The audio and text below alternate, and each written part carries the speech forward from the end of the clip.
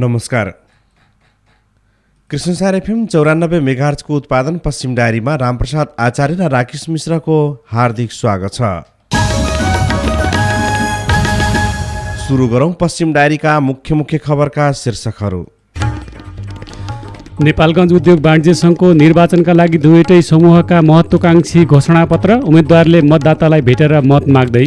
खराब मौसमका कारण हिमाली जिल्लाहरूमा हवाई उडान सेवा ठप, शिक्षा विधेयकमा निजी विद्यालयको असहमति, प्रस्ताव विरुद्ध ज्ञापन पत्र बुझाइयो। नेपाली काङ्ग्रेसद्वारा सङ्गठन सुदृढीकरण अन्तर्गत बाँकेमा विशेष आन्तरिक अभियान, बाँकेको एक सामुदायिक वनमा फलफुल खेती। र कोहलपुरमा विद्युतीय स्कुटरको सोरुम सञ्चालनमा, जङ्गली च्याउ खाँदा बर्दिया र जाजरकोटमा 10 जना बिरामी।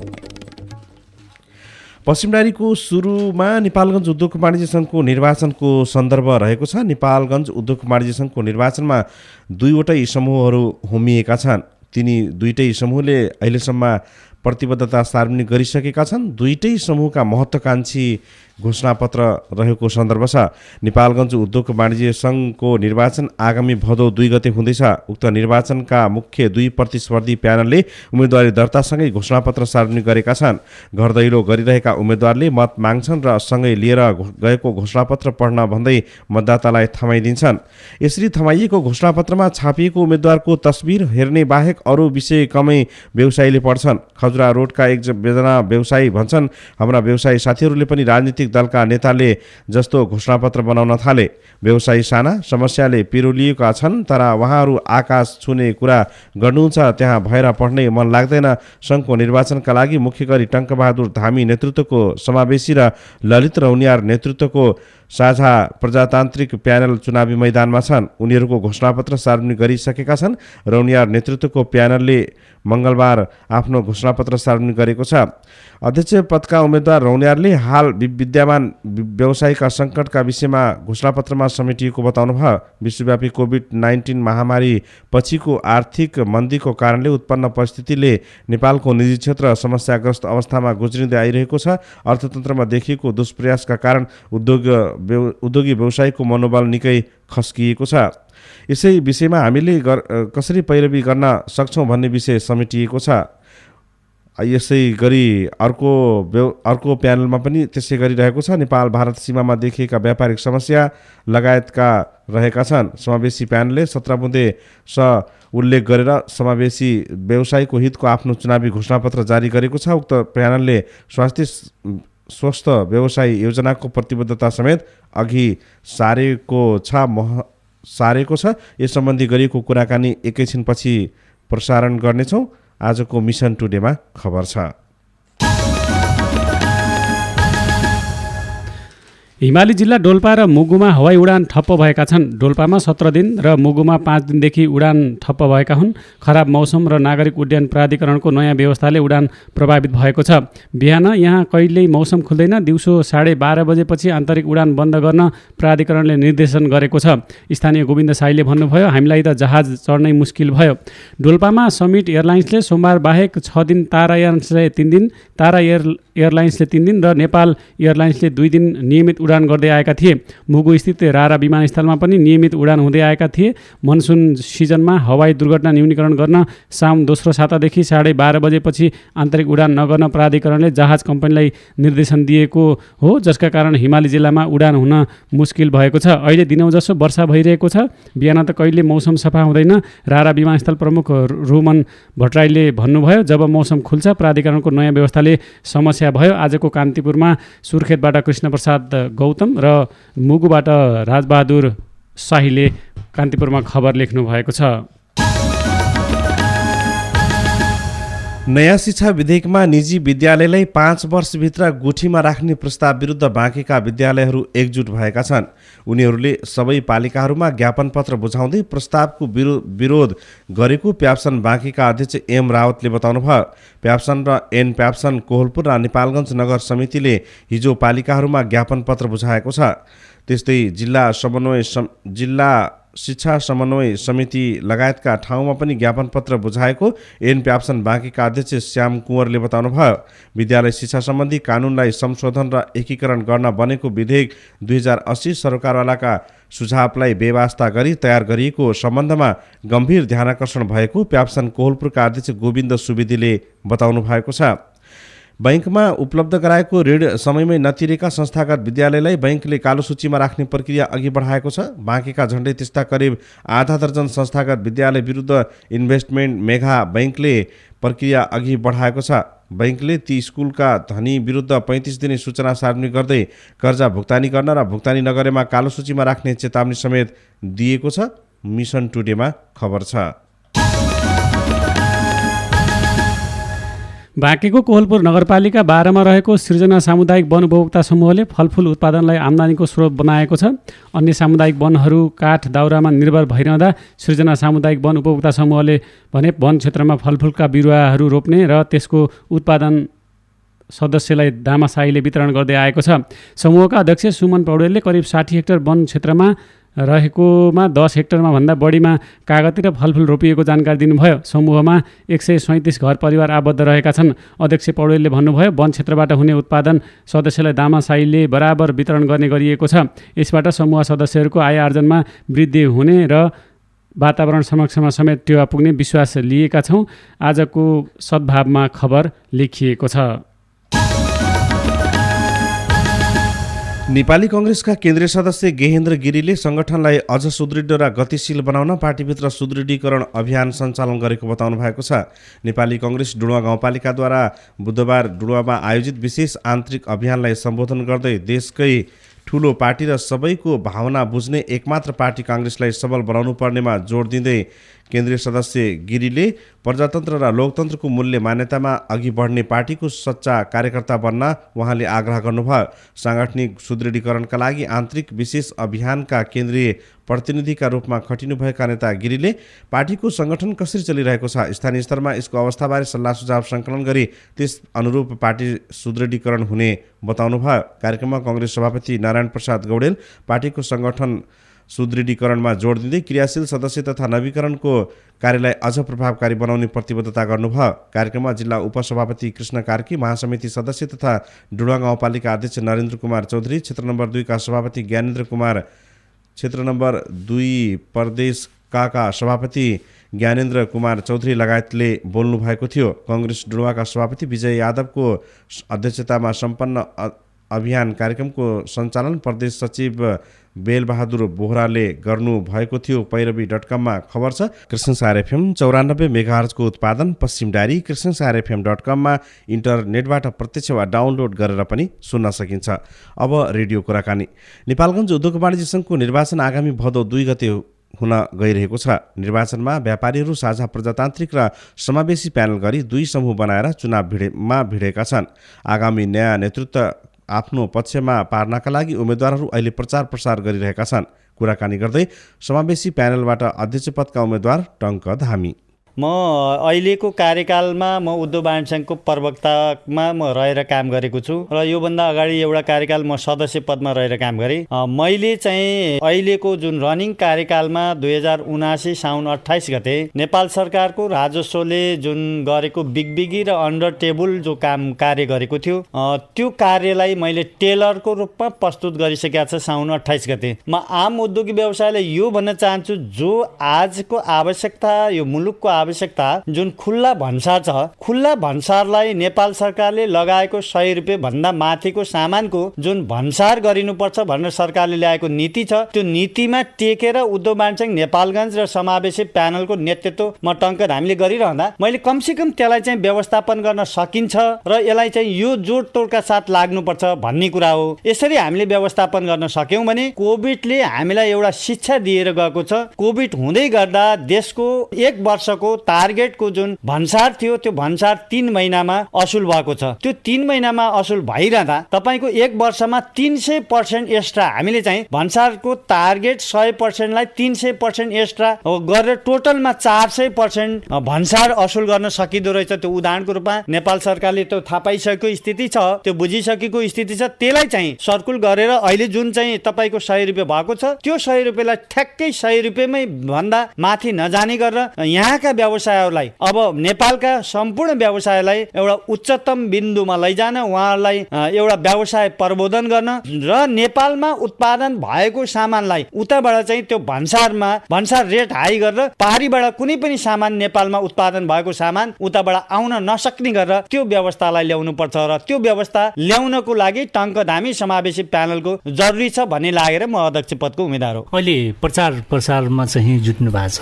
तयारी चाहिँ कस्तो छ? एकदम आज म असाध्यै खुसी छु र आम व्यवसायहरू पनि खुसी हुनुहुन्छ। आज टङ्कदाईको प्यानल र समावेशी प्यानल आइदेओस् र छिटो यो निर्वाचन यो 2 गते अलि पर भएको महसुस भयो। 2 गते छिटो हुनु पर्थ्यो भन्ने किसिमको आवास व्यवसाय उद्यमी व्यवसायहरूले गरिराख्नु भएको स्थिति छ। उहाँहरू आतुर हुनुहुन्छ, टङ्कधामी छिटो आउनु पर्यो र यो चाहिँ भन्सारको व्यवस्थापन सही हुनु पर्यो। 2 नम्बरबाट रोक्नु पर्यो र देशलाई अगाडि बचाउनको लागि उद्योग वाणिज्य सङ्घको गरिमामय अगाडि बढाउनको लागि अहिलेको आवश्यकता छ भनेर सम्पूर्ण व्यवसायहरू लागिराख्नु भएको छ। उहाँहरू आत्तिनु भएको छ, छिटो हुनु पर्यो भन्ने छ। त्यसो जित्छु जस्तो लाग्छ त तपाईलाई? यसमा त तपाईँ कन्फर्म के हुनुहोस् भने मेरा उद्योगी व्यवसायहरू पुरा आतुर हुनुको अर्थ यही हो, उहाँहरूले छिटो टङ्कधामीको नेतृत्व आओस् र जसले चाहिँ तपाईँको यो व्यवसायहरूलाई प्रबन्धन गर्ने कुराहरू, भन्सारलाई व्यवस्थापन गर्ने कुराहरू, राजस्वको सही व्यवस्थापन हुने कुराहरू र सन्तुष्टि यहाँका कन्ज्युमरहरू, यहाँका उपभोक्ताहरू, तपाईँ हामी जस्ता सबै मान्छेहरू सन्तुष्टि हुनुको लागि टङ्कधामीको आवश्यकता छ भनेर उहाँहरू आतुर हुनुहुन्छ।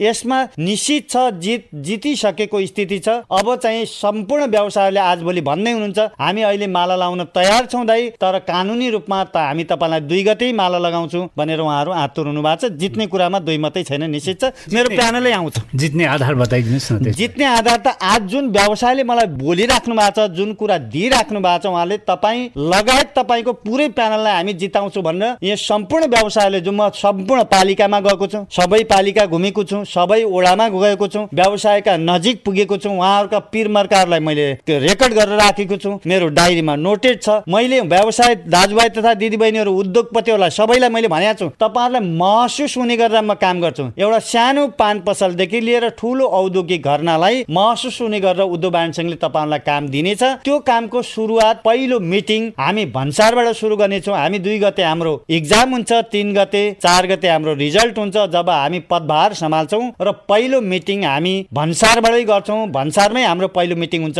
भनेर सम्पूर्ण व्यवसाय मैले दाजुभाइहरूलाई, उद्योगपति दाजुभाइहरूलाई सबैलाई भनिसकेको छु। यो कुरा यो निश्चित हो, यही कुरामा हामी अगाडि जानेछौँ। समावेशी प्यानलबाट अध्यक्ष पदका उम्मेद्वार टङ्कधामी र समुथारू। अब बाँकी समाचार। सर्पको डसाइबाट एक किशोरीको मृत्यु भएको छ। कैलालीको खबर हो यो। बैतडीको पञ्चरेश्वर गाउँपालिका 4 फ्याउलीकी 16 वर्षीय अनिता चन्दको सर्पको डसाइबाट मृत्यु भएको हो। महिनावारी भएको समयमा गोठमै सुतिरहेको अवस्थामा अनितालाई मङ्गलबार राति सर्पले डस्दा उहाँको मृत्यु भएको हो। जवलपुर माध्यमिक विद्यालय सैलुडामा कक्षा 9मा अध्ययनरत अनिता महिनावारी भएको बेला गाई गोठमा सुतेकी थिइन्।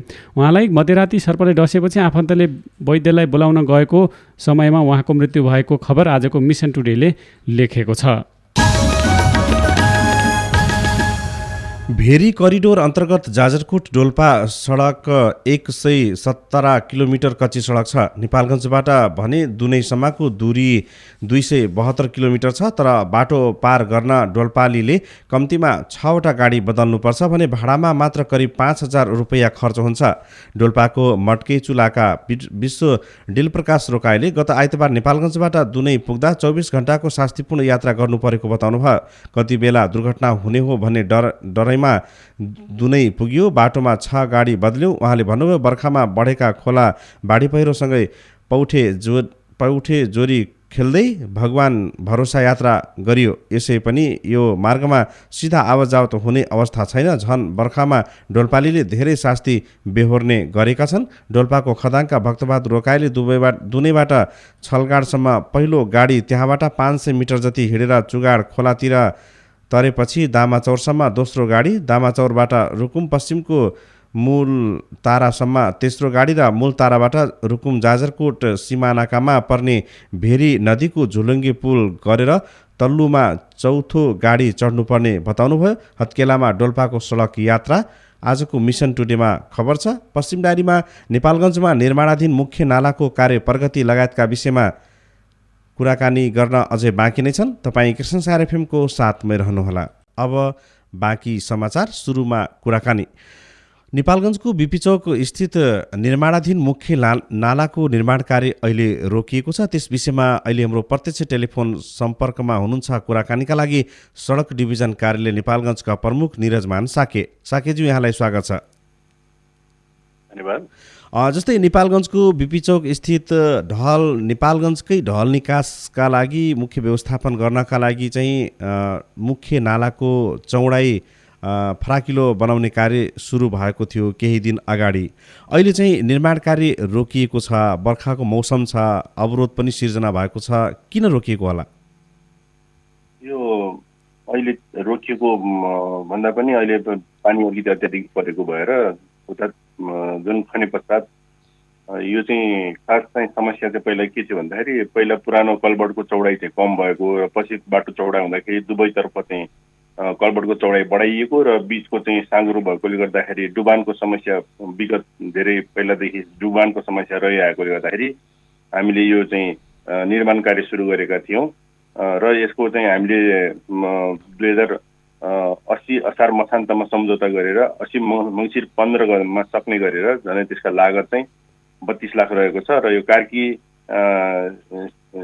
ताची जेबी भन्ने निर्माण व्यवसाय राप्ती सोनारी बाँकीको निर्माण व्यवसायबाट निर्माण कार्य भइरहेको छ र अहिले खन्दै जाने क्रममा यो जुन पुरानो कलबर्ट खन्दै जाने क्रममा त्यो सँगै अर्को कलबर्ट पनि तल देखिन आएकोले गर्दाखेरि चाहिँ अहिले रोकिएको हो। अरू यो चाहिँ हामी त्यहाँ अर्को खन्दै जाँदा जग अहिले बनाउने कलबर्टको लागि जगको समस्या हुन आएकोले गर्दाखेरि हो र अहिले अत्याधिक वर्षा भएकोले पनि हामीले चाहिँ दुई चार दिन हामीले रोकेका छौँ र अहिले पानी पनि त्यसमा बढ्न आएकोले गर्दाखेरि हामीले रोकेका हौँ र अलिकति पानी केही कम हुने बित्तिकै हामी विद्यालय निर्माण कार्य चाहिँ सुरु गर्छौँ र त्यहाँ चाहिँ भएका खानेपानीको पाइप र यो टेलिफोनको तारहरूले गर्दाखेरि पनि हामीलाई अलिकति थोरै समस्या भएको छ र हामीले दूरसञ्चार र खानेपानीसँग पनि हामी समन्वय गरेर त्यो पाइप हटाउनको लागि पनि हामीले आग्रह गरेका छौँ। भनेपछि यहाँहरूले चाहिँ काम गर्दा गर्दै क्रममा चाहिँ तलाको जगको अवस्था चाहिँ परिवर्तन भयो, फेरि पनि त्यो जग बनाउनु पर्ने अवस्था देखियो। भनेपछि जतिमा ठेक्का निर्माण लिएको थियो या ठेक्का दिएको थियो त्यही लागतमा चाहिँ त्यो अर्को काम पनि निर्माण हुन्छ कि त्यसका लागि थप चाहिँ निर्माणका लागि चाहिँ बजेट विनियोजन गर्नुपर्ने हुन्छ? त्यसको लागि केही हदसम्म चाहिँ के अरे यसको काम थप हुने गर्दाखेरि अब अहिले मैले भने त्यो सँगै अर्को कलबर्ट पनि देखिन आएको छ र अहिले बनाउने कलबर्टको लागि जग जुन हामीले चौडा बनाउनु पर्ने त्यो जग खन्दाखेरि त्यो कलबर्टलाई शुद्ध थोरै भत्काउनु पर्ने देखिएकोले गर्दाखेरि केही हदसम्म हाम्रो एउटा व्यवस्थापन ठेक्का व्यवस्थापन के हुन्छ भने हजुरको एउटा चाहिँ भेरिएसन अर्डर भन्ने हुन्छ। केही हदसम्म हामीलाई हाम्रो चाहिँ के अरे उसले दिए ठेक्का व्यवस्थाको नियममा व्यवस्था भयो बमोजिम केही हदसम्म हामीले 5% उसलाई चाहिँ बढाएर यदि काम बढायो भने चाहिँ हामी गर्न सक्छौँ। त्यही भित्रमा हामीले चाहिँ पारेर काम गर्ने हाम्रो चाहिँ त्यही त। अब बर्खाको मौसम पनि सुरु भएको छ, 4-5 दिनदेखि लगातार पानी पनि परिरहेको छ। अब यहाँले भन्नुभयो पानी परिरहेको कारणले गर्दाखेरि निर्माण कार्य पनि रोकिएको अवस्था छ। टेलिफोन लगायत तार खानेपानीको पनि व्यवस्थापन गर्नुपर्नेछ। अब त्यसो भए यो बर्खाको मौसममा चाहिँ अब यो पानी परिरहेको अवस्थामा 1 महिना 15 दिन अब बिचमा चाहिँ रोकिने नै छ होला जस्तो लाग्छ। अब यसले चाहिँ प्रभाव पनि त पार्छ होला पछि अलि लम्बिने या अरू त्यसले? खास त यो पानीको समयमा बर्सातमा काम गर्नलाई त्यो ठिक पनि होइन होइन। यसमा हामीले चाहिँ यो गुणस्तरमा पनि हामीलाई समस्या हुन्छ, पानीमा काम गर्न पनि अलिकति राम्रो पनि होइन। तर अहिले हाम्रो चाहिँ के छ भन्दाखेरि अब स्थानीय हाम्रा चाहिँ हाम्रो यहाँका चाहिँ मान्यज्यूहरू अनि सबैजनाको चाहिँ रिक्वेस्टमा चाहिँ यो बर्खामा हामीले खोल्न पायो भने डुबानको समस्या कति हुँदो रहेछ त, त्यहाँ मुनि भएका डेब्रिजहरूले गर्दाखेरि कति के हुन्छ भन्ने किसिमको सबैजनाको आग्रहले गर्दाखेरि पनि हामीले यो खोल्न खोजेको। तर खासै हामीले चाहिँ अलि समयपछि नै काम गर्न खोजेका थियौँ। तर अहिले त्यो खोल्दाखेरि पनि खासै अब दुवैतर्फ हाम्रो ट्राफिक चलि नै रहेको छ र हामीले यसको अत्याधिक पानी पनि कति हुँदो रहेछ भनेर हामीले त्यो पनि हेर्न खोजेका हौँ र पानीमा केही हाम्रो चाहिँ पानी पर्ने केही सुधार हुने साथै हामी त्यसलाई काम गरिहाल्छौँ। त्यही त अब अहिले बर्खाको समयमा चारैतिर खनिएको छ, अब त्यसलाई जोखिम न्यूनीकरणका लागि त्यहाँ चाहिँ सडक दुर्घटना जोखिम न्यूनीकरण त्यसको व्यवस्थापन के हुन्छ त अब केही दिनका लागि त्यस्तो अवस्था? हामीले त्यसमा त जर्सी ब्यारियरहरू राखेका छौँ, अब के अरे बेल्टहरू राखेका छौँ, त्यो बेल्टहरू पनि अब थुतेर फालिदिने यस्ता हामी अलिकति यो अलिकति एवेरनेसका चाहिँ कमी भन्नु कि के भनौँ, अब जुन बोराहरूमा हामीले चाहिँ माटोहरू राखेर साइडमा राखेका थियौँ, अब ती चिजहरू चाहिँ भएको छ। हामी त्यसलाई फेरि पुनः यो सुरक्षाको उहरू हामी फेरि त्यहाँ म्यानेज गर्छौँ र पानी अलिकति कम हुने काम सुरु गर्छौँ। हस् त, धन्यवाद कुराकानीका लागि। उहाँ हुनुहुन्थ्यो सडक डिभिजन कार्यालय नेपालगञ्जका प्रमुख निरजमान साके। नेपालगञ्जको मुख्य नाला निर्माणको कार्यका विषयमा कुराकानी गर्दै अब बाँकी खबर। जङ्गली च्याउ खाँदा बर्दियाको बाँसगढी र जाजरकोटमा 10 जना बिरामी परेका छन्। बाँसगढीका 7 र जाजरकोटका 3 जना बिरामी भएका हुन्। बाँसगढीमा मङ्गलबार राति च्याउ खाँदा उनीहरू बिरामी भएको प्रहरी जनाएको छ। बाँसगढीमा बिरामी परेका 6 जनालाई उपचारपछि घर पठाइएको छ भने एकजनाको नेपालगञ्ज मेडिकल कलेज शिक्षण अस्पतालमा उपचार भइरहेको छ। मिसन टुडेमा खबर लेखिएको छ। अख्तियार दुरुपयोग अनुसन्धान आयोगको नेपालगञ्ज स्थित कार्यालयमा स्थानीय तहसँग सम्बन्धित उजुरी धेरै दर्ता हुने क्रम बढ्दो छ। बाँकी बर्दिया दाङ र रोल्पा कार्यक्षेत्र भएको नेपालगञ्ज कार्यालयमा विभिन्न 24 विषयगत क्षेत्र कार्यालयको उजुरीमध्ये सबैभन्दा बढी बाँकीको स्थानीय तहका उजुरीहरू रहेको अख्तियार दुरुपयोग अनुसन्धान आयोगको नेपालगञ्ज सम्पर्क कार्यालयका सूचना अधिकारी झलक केसीले बताउनुभयो। आयोगका नेपालगञ्ज सम्पर्क कार्यालय सूचना अधिकारी केसीका अनुसार आर्थिक वर्ष 2078-79मा यस कार्यालयमा दर्ता भएका 304वटा उजुरीमध्ये 135वटा उजुरी स्थानीय तहका रहेका छन्। बाँकी 169वटा भने सङ्घ र प्रदेश माताहतका कार्यालयहरूमा रहेको उजुरी दर्ता भएको बताइएको छ। काल पृष्ठमा लक्ष्मी तिमिल सेनाले खबर लेख्नु भएको छ। इग्निमाका विद्युतीय स्कुटरको सोरुम कोहलपुरमा सञ्चालनमा आएको छ। Kohalpur 11 new road goal park नजिकै बुधबारबाट उक्त विद्युतीय स्कुटरको सोरुम सञ्चालनमा आएको हो। कोहलपुर नगरपालिकाकी उपप्रमुख सङ्गीता सुवेदी र उद्योग वाणिज्य सङ्घ कोहलपुरका अध्यक्ष लक्ष्मण राज पौडेलले संयुक्त रूपमा रिबन काटेर उद्घाटन गर्नुभएको थियो। कोहलपुर आउँदो सहरका रूपमा विकास हुँदै गर्दा व्यापारिक केन्द्र र विभिन्न सवारी साधनहरू डिलरहरू खुल्दै जानु सकारात्मक रहेको उपप्रमुख सुवेदीले बताउनुभयो। हिजो सानो कुराहरू खरिद र तथा किनमेल गर्न नेपालगञ्ज धाउनुपर्ने बाध्यता बिस्तारै हट्दै गएको उहाँको भनाइरहेको छ। बाँकी खजुरा गाउँपालिका वडा नम्बर 7 स्थित जेठीनालामा 16 वर्षीय बालक डुबेर बेपत्ता भएका छन्। जेठीनालामा पौडी खेल्ने क्रममा खजुरा 6 शान्तिनगर स्थित श्री जनकल्याण मावि विद्यालयको कक्षा 9मा अध्ययनरत 16 वर्षीय विकास सुनार डुबेर बेपत्ता भएको इलाका प्रहरी कार्यालय धनौलीले जनाएको छ। बाँकेको कोहलपुरमा नेपाल आदिवासी जनजाति महासङ्घ कोहलपुर नगर कमिटीको आयोजनामा प्रभात फेरी गरिएको छ।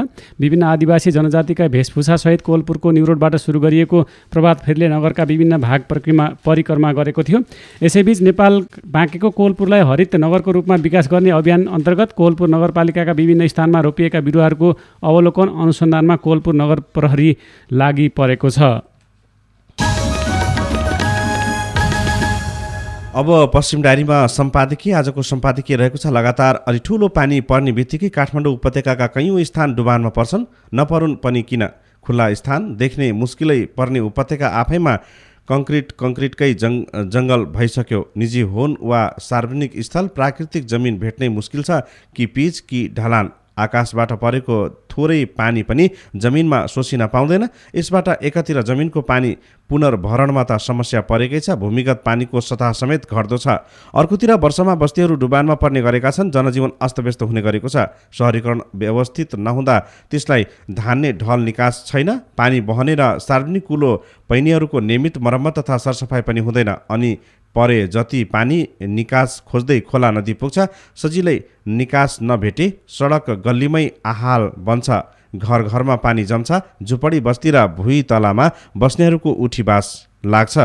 पछिल्लो समय काठमाडौँ उपत्यका विकास प्राधिकरणले उपत्यकालाई व्यवस्थित गर्ने उद्देश्यले सरकारी प्रति एलानी तथा खोलाको मापदण्ड मिचेर बनाइएका अनाधिकृत संरचनालाई हटाउन थालेको छ। अर्को पहुँचवालाले पनि खोला किनार मिचेर निजी आवास लगायत विभिन्न संरचना बनाएका छन्। उपत्यका विकास प्राधिकरणले 2079 कार्तिकसम्म 233 वटा सामूहिक आवास, हाउजिङ कालोनी र संयुक्त आवास योजना, अपार्टमेन्ट, व्यापारिक भवन, स्वास्थ्य संस्था लगायतलाई अनुमति दिएको थियो। तसर्थ सरकारले व्यवस्थित अध्ययन र गृह कार्य गरी काठमाडौँमा बाढी डुबानको समस्या हल गर्नुपर्छ। आजको कान्तिपुरले आफ्नो सम्पादकीयमा लेखेको छ। यिनै खबरसँगै बिहान 6:30 बजेको पश्चिम डायरी सकियो। बिदा माग्नु अघि मुख्य खबरका शीर्षकहरू फेरि एकपल्ट। नेपालगञ्ज उद्योग वाणिज्य सङ्घको निर्वाचनका लागि दुईटै समूहका महत्त्वाकांक्षी घोषणापत्र, उम्मेदवारले मतदातालाई भेटेर मत माग्दै। खराब मौसमका कारण हिमाली जिल्लाहरूमा हप्तौं दिनदेखि हवाई सेवा उडान ठप्प। शिक्षा विधेयकमा निजी विद्यालयको असहमति प्रस्ताव विरुद्ध ज्ञापन पत्र। नेपाली काङ्ग्रेसद्वारा सङ्गठन सुदृढीकरण अन्तर्गत बाँकेमा विशेष आन्तरिक अभियान, बाँकेको एक सामुदायिक वनमा फलफुल खेती। र कोलपुरमा विद्युतीय स्कुटरको सोरुम सञ्चालनमा, जङ्गली च्याउ खाँदा बर्दिया र जाजरकोटमा 10 जना बिरामी। हवस् त, पश्चिम डायरीका प्राविधिक साथीसँगै रामप्रसाद र म राकेश पनि बिदा हुन्छौँ। आज साउन 25 गते बिहिबार 10 अगस्तको दिन सबैका लागि शुभ रहोस्। नमस्कार।